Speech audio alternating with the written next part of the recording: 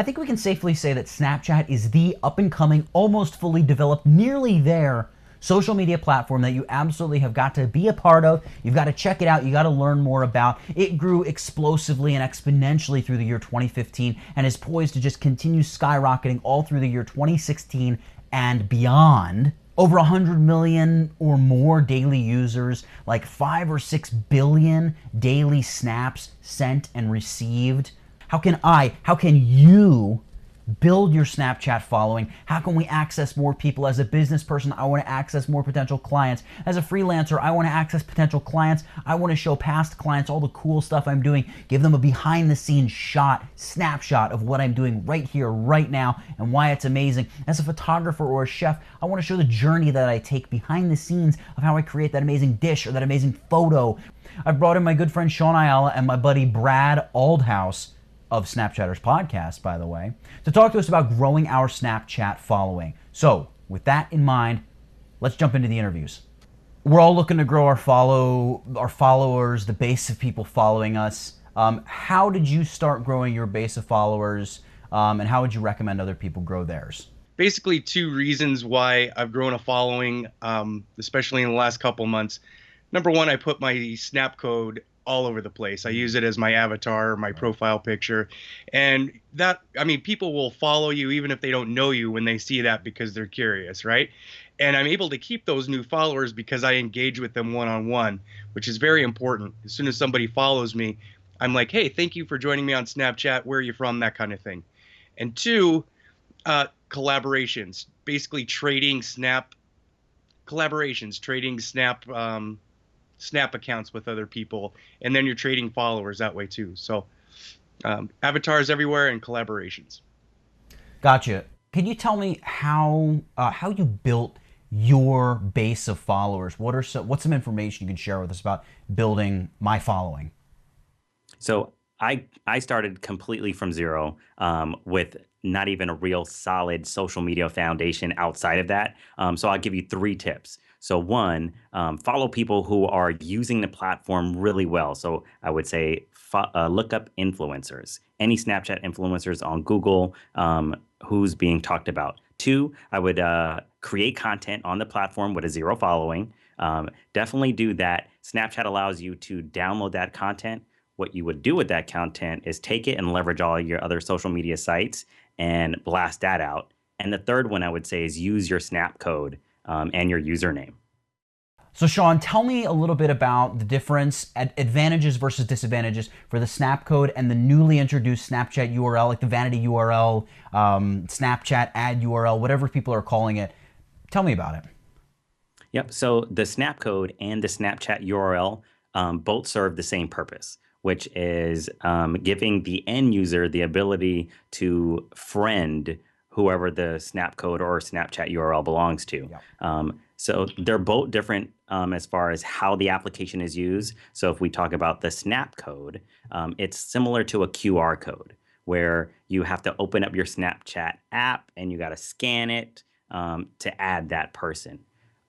Recently, Snapchat introduced the Snapchat URL, which I think is a huge game changer because you're now able to take this specific vanity URL and post it to other social media sites, post it in an email newsletter, post it in a Facebook or Twitter bio, which opens up the visibility of your Snapchat account to a whole new audience.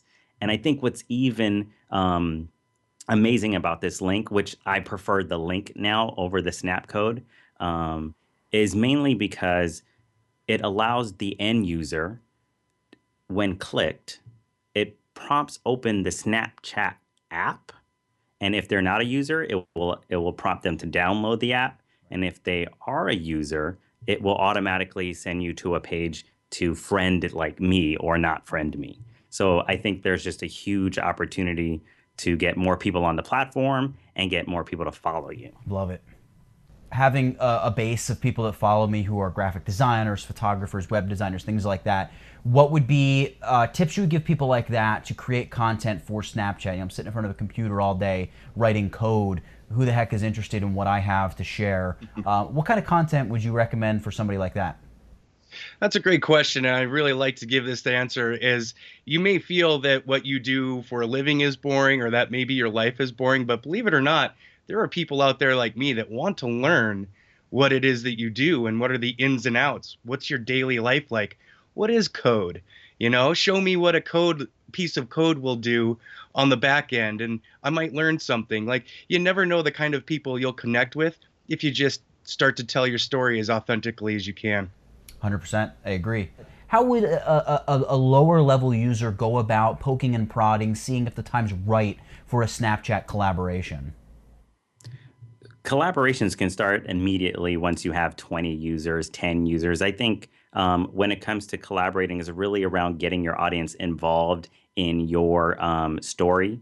And that can be not even having that planned, right? You can just ask for people to provide snaps to your story, which then you can take a picture of the picture. And that's creating collaboration once you're adding that to your story. Because when people see that they're featured on another Snap story, they're going to tell their friends about it.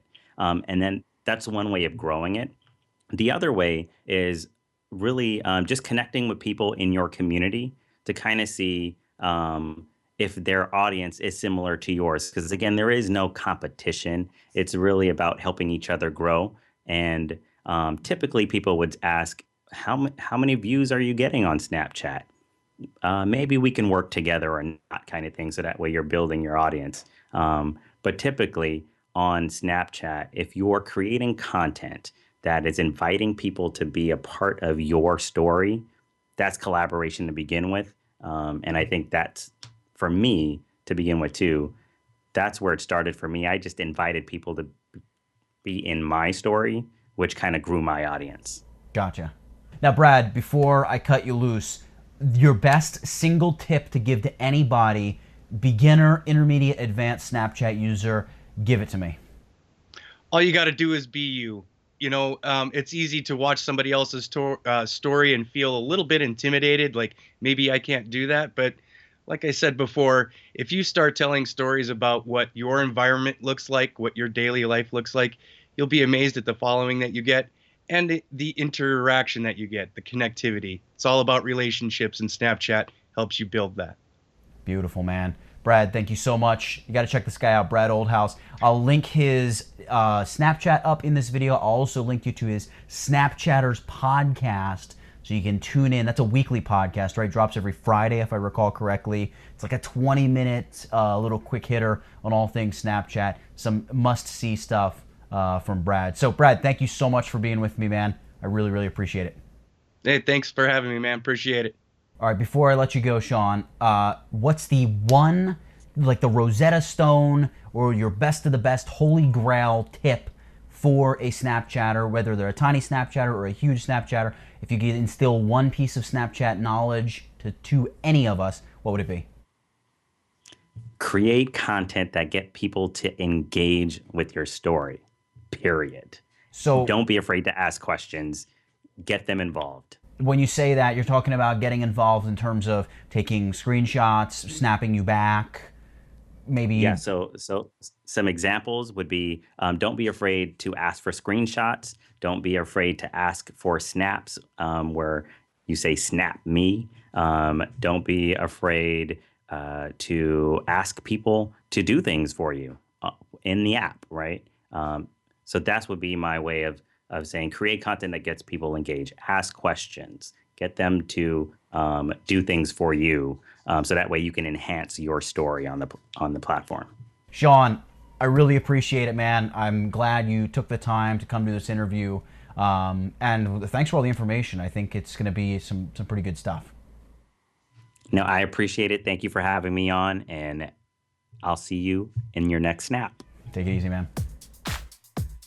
Hey, wait, stop. Before you click away from this video, I just want to remind you, if you enjoyed the video, go ahead and hit that little like button. It helps this video go up. And going up is what I like. That's what we want to do. If you also have a couple more seconds, go ahead and leave a comment. That's cool too. That's it for this one. If you enjoyed this video, check out either of these two videos right here for more of the stuff that I do. This hand is weird. Right there. Thanks, guys.